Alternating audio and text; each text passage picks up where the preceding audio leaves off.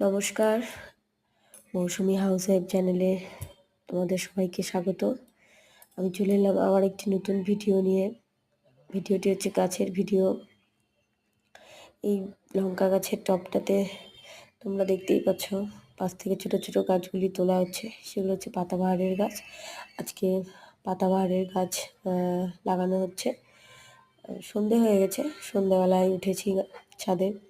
বিকেলবেলা উঠেছিলাম, তখন বৃষ্টি পড়ছিল দেখে এই গাছগুলো তখন আর লাগানো হয়নি।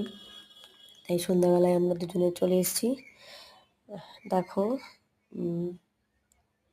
মাটিটা এতটাই ভিজে গেছে যে ভালো করে করতে হচ্ছিল না। গাছপ্রেমী আমার বর, ও খুব গাছকে ভালোবাসে।